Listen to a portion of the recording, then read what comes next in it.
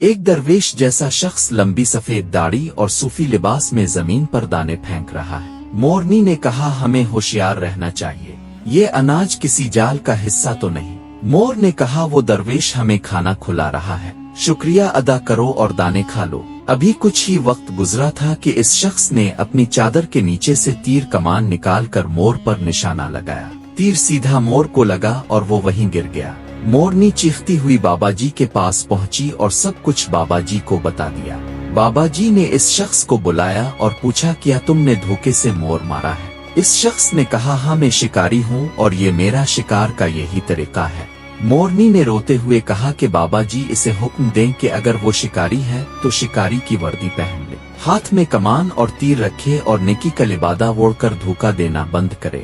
بابا جی نے کہا کہ بے شک نیکی کا لبادہ اوڑھ کر دھوکا دینا سب سے بڑا ظلم ہے۔